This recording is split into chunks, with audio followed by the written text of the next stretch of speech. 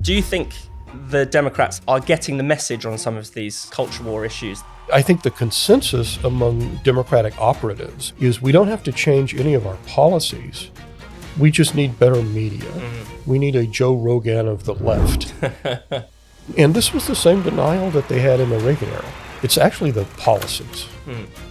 It's not how they're packaged.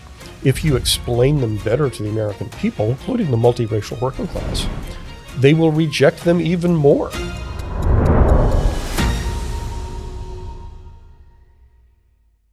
Hello, I'm Fraser Myers, Deputy Editor of Spikes. I'm absolutely thrilled to be joined by Michael Lind. Michael, welcome.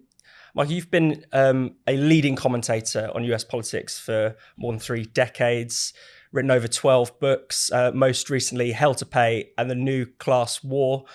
First of all, I'd like to ask you, of course, about the election victory of Donald Trump. It's been about a month while we're recording this since then.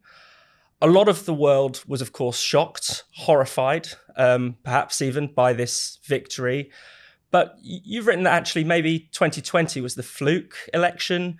Really, a lot more people should have seen Trump coming. Why do you make that case? Well, what you see in every election since 2016 is a growing shift.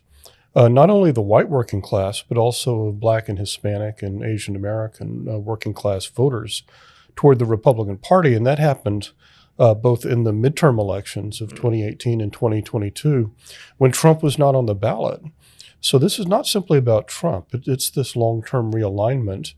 And it's really nothing new. People shouldn't be shocked by it. The 1972 election was the first U.S. election in which the Democrats got a majority of the elite and of the very poor.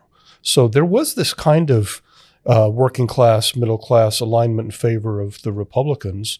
It just never was consolidated until fairly recently. And I think if you look at this election, it was fairly close. And yet at the same time, it was historic, because what you see is that for the first time since the 1930s, the Democrats didn't flip any counties compared to the 2020 election.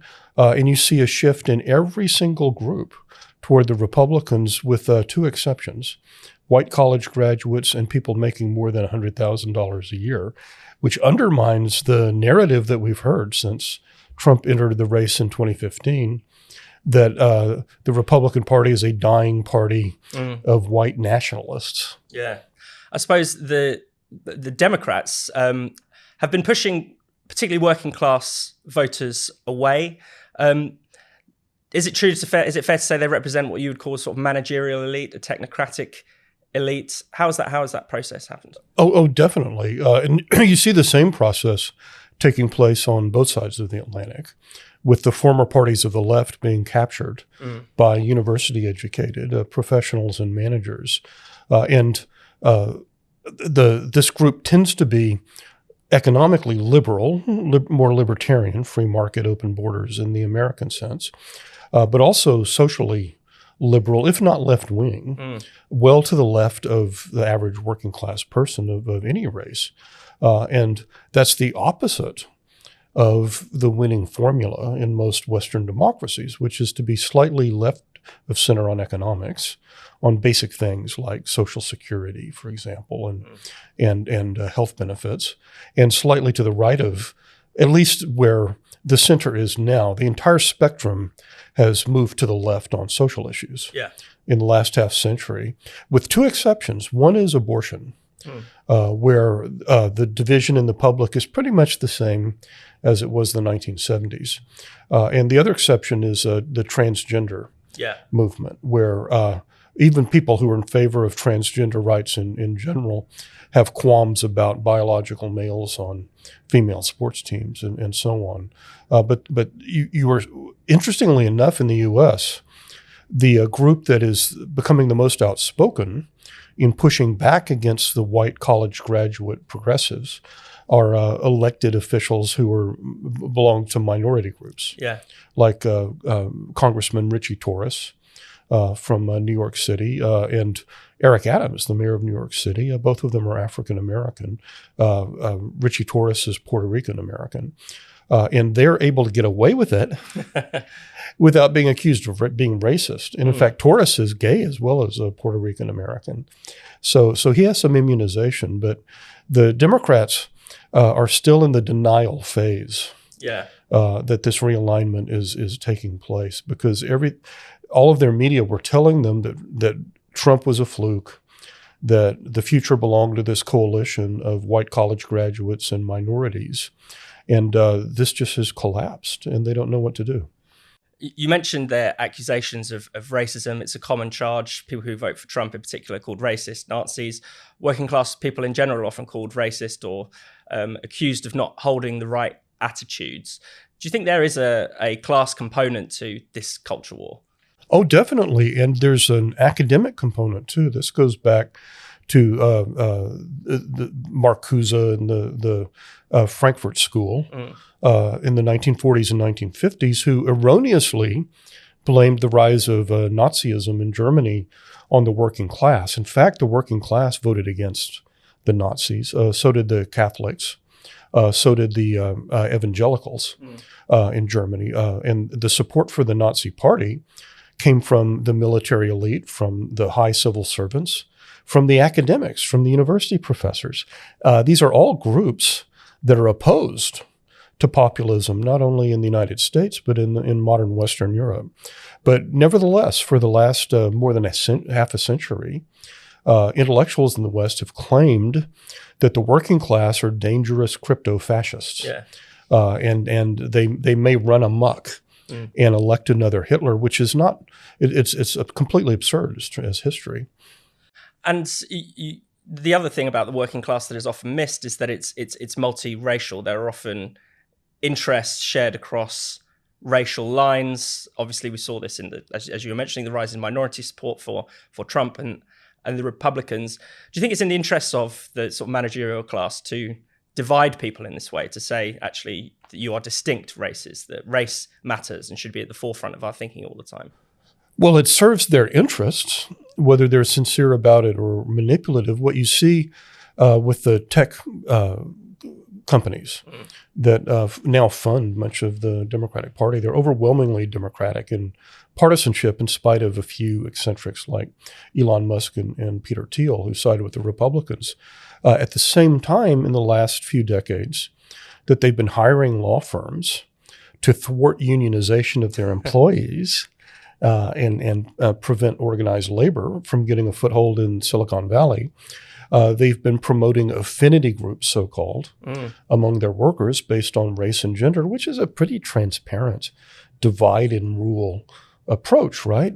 Whatever you think of labor unions, they transcend race and gender. It's everyone defined by occupation, by your working class identity, and that's the opposite of this mix and match designated affinity group approach of the progressives and Democrats. Having said that, I think they sincerely believed that all African Americans care about is affirmative action in college admissions and hiring, that Hispanic Americans, which, by the way, is an absurd category because Cuban Americans, Puerto Rican Americans, Mexican Americans don't necessarily have anything in common with each other, much less Argentinian Americans and Brazilians. But even taking that as a category, the Democrats assumed they just want more immigration, both legal and illegal. And you know, if you look at South Texas, which is overwhelmingly Mexican American ethnically, South Texas counties like Stark County, for example, and they've flipped a number of them in favor of the Republicans. But this is no surprise because they were always opposed to illegal immigration, including in the 50s and the 60s. These are communities that have been there for centuries, and they do not identify with even Mexican nationals, right, who are sneaking into the country, much less with so-called OTMs, other than Mexicans, who are showing up at the southwestern border in great numbers, Indians and Pakistanis and Chinese and people from the Middle East, because under Biden, they realized if they flew to Mexico, paid Mexican gangsters, $10,000, They would be escorted to the border, and then they were taught the magic words to say. Yeah. I'm applying for asylum. They could then get a court date in 2028 or 2032, and until then, they would be given a work permit in many cases by the Biden administration. So I think what people need to understand about this is that this is not humanitarian. It's labor trafficking on a massive scale. It benefits employers. It forces working class people, including working class Hispanics, to compete with lower wage, often desperate workers willing to work in bad conditions. But I think a lot of Democrats are shocked because they thought, well, we were for open borders, so we should have gotten the Hispanic vote. We're for, if you look at the quota issue, according to polls, most African Americans and Hispanics oppose racial preferences in college admissions and hiring, and this comes as a shock to progressives who think, well, that's how we pay off the black vote in particular. And so there's a shift from the working classes to the Republicans, but can the Republicans and Trump keep up their end of the bargain and deliver for those voters? I mean, there have been some Republicans who have made overt overtures to working class voters. Do you see that kind of theme being taken up by the Trump administration as it's taking shape? Well, there are mixed signals. So, for example, on the border, if you do deter illegal immigration and you do deport some people, I mean, there will probably not going to be a whole lot, but it will have a deterrent effect.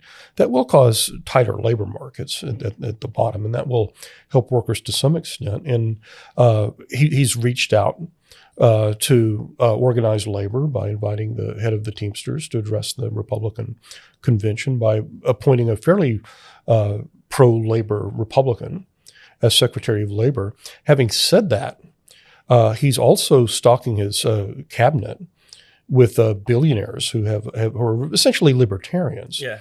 And so if you look at the Trump coalition, it's a combination of working class populists and elite libertarians. And that has been the case with the Republicans since the 1970s, true Nixon, true Reagan. The libertarians usually win the policy battles.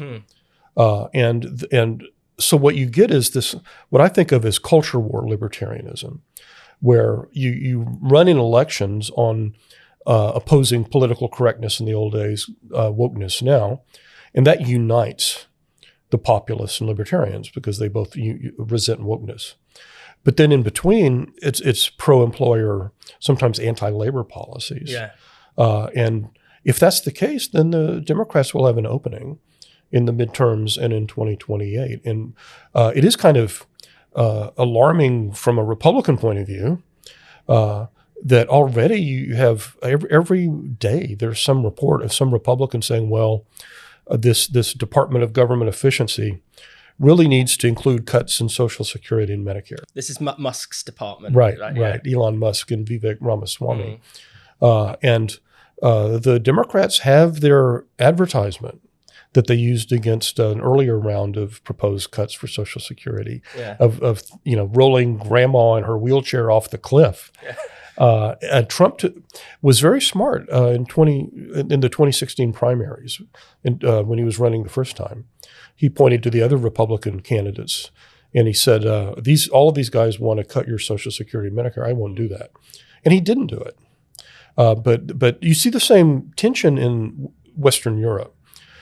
So Nigel Farage, for example, is very populist culturally, but in his background, he's kind of a free marketeer. Yeah. And the AfD in Germany was started by anti-European libertarians, but it's attracted voters who are not libertarian on economics. They like the welfare state. They like social insurance. They like unions in many cases.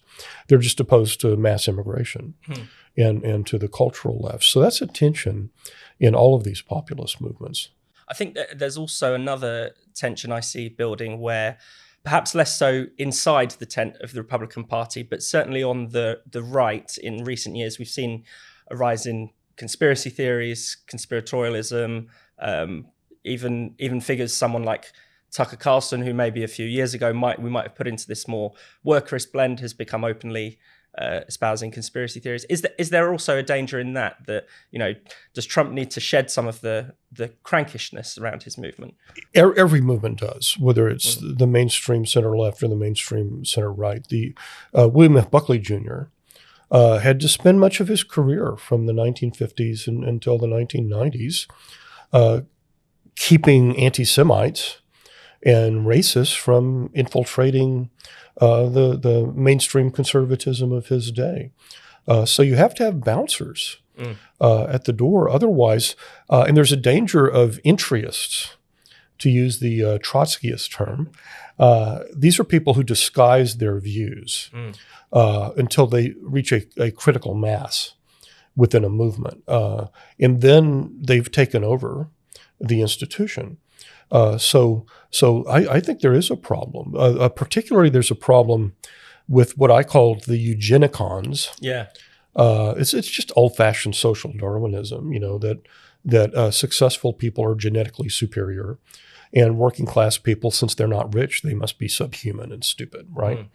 And now, obviously, this is politically fatal for any party in a democracy. Telling your voters that since most voters vote for us, subhuman morons. But these people have like Richard Hanania, they have a big following on the online right among young Republicans, and so you just have to constantly have kind of an autoimmune system, right, to prevent the crazies from infiltrating your mainstream political party.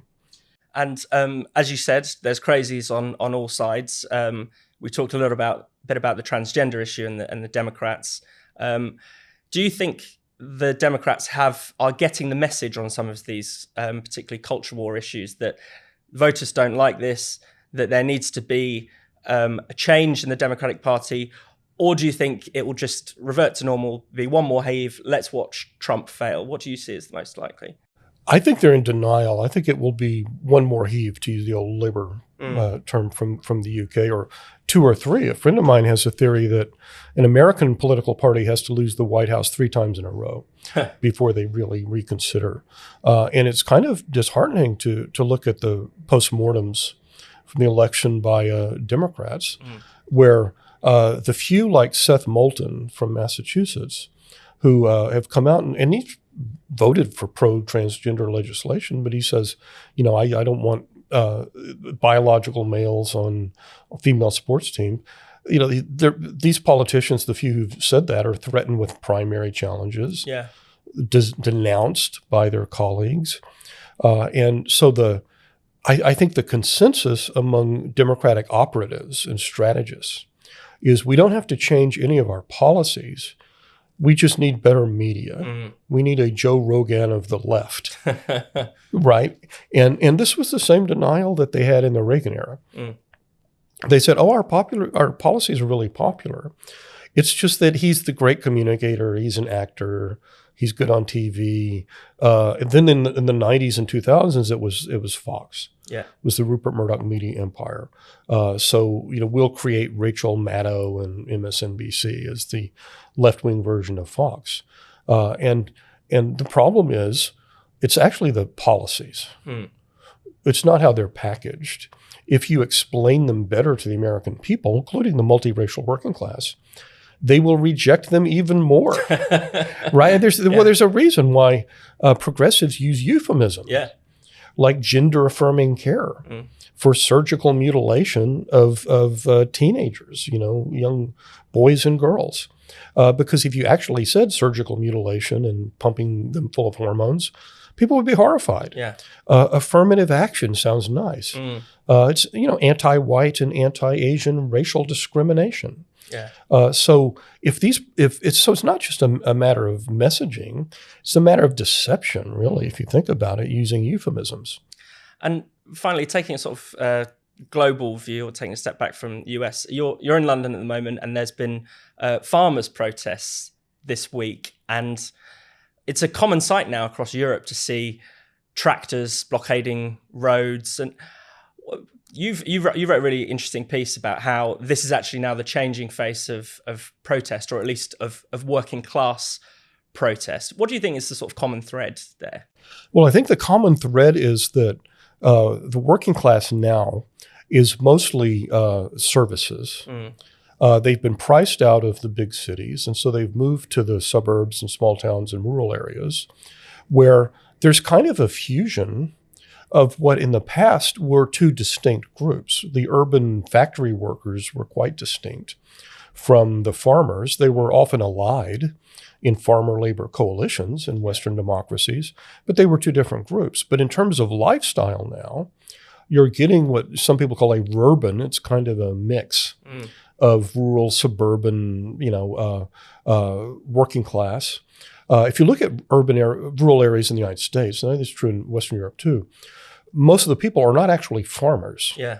They're working in warehouses, in retail, and hospitals, things like that. But nevertheless, they have a more rural lifestyle in this kind of low density, quasi-rural landscape. So they're very sympathetic to the minority of farmers in their midst. So that's one part of it. There's a kind of solidarity with this mix. In France, it's called the periphery. Yeah. Right. And the other aspect, as I've pointed out in the New Statesman, is that once you've moved your factories to China or Mexico or Vietnam, then that having a strike to shut down the mass production facility, well, there's nothing to shut down. Yeah. Right. But what the elite cannot control are vehicles. And so you get the yellow vest protests in France. You get these tractor protests in Canada, in the Netherlands, and in the UK and elsewhere. And it has a lot of working class support, even if you're not a farmer. Yeah. Because it's like a strike. But so in the old days, the working class might sympathize with a strike at a steel plant. Now even if they're not farmers themselves, they kind of sympathize with the protesting farmers against the establishment. And don't mess with people who handle heavy machinery should be probably the message to the Well, there's a ruling big class. difference between the parties in the United States, and I think this is true in Western Europe as well, in the UK. If you look at the professions and industries that donate the most to the Democrats, it's tech, finance, lawyers, professors, it's office jobs. Yeah. If you look at the leading industries that make contributions to the Republican Party, it's eggs and poultry. It's housing construction. It's mining. It's oil and gas. So the most of these physical manufacturing, mining, agricultural activities now have been banned for ecological reasons from the big cities, or really for aesthetic reasons. You could do them in the cities. They used to be done in the cities. So essentially, most productive activity takes place in this periphery surrounding cities, where most of the working class lives. So this is a permanent change in the pattern of geography, which is reflected in politics in all Western democracies. And finally, would you say there's hope for the working class, the people in that material economy now, perhaps more than there was a year ago? Oh, I think so. But I think the main shift of forces in favor of the working class has nothing to do with elections. It's the rise of China and the deepening Cold War, too. I think we're in a second Cold War with China. And what that means is a couple of things. One is that you're going to see the fractioning of the world economy into blocks in which military alliances and trade blocks are more or less aligned, which they always were in history, except for a brief period after the Cold War. And to the extent that national security plays a role, and immigration restriction as well, that lowers the ability of capitalists to move factories, certainly to China, the major geopolitical adversary of the United States, but also it increases the bargaining power of workers. Simply because there are fewer opportunities either for the exit of production by the owners of factories, and in the case of service occupations, where most workers are, there would be tighter labor markets with fewer immigrants. So I think that would be happening anyway. even under Democrats, simply as a result of this security competition with China, which I think we're in the early stages of. It's going to last a long time. Michael Lind, thank you very much. Thank you. Thank you so much for watching. If you'd like to support our work and fund our fight for free speech as we head into the new year, then please do donate to Spike's Christmas Appeal. Spiked is funded by you, our readers and viewers and listeners. So anything you give this Christmas is greatly appreciated. We've also got a special offer on at the moment. Those who donate £50 or more this Christmas will be sent one of these exclusive Spiked mugs in the post. UK addresses only, I'm afraid. To find out more, go to spiked-online.com/donate. That's spiked-online.com/donate. Thank you.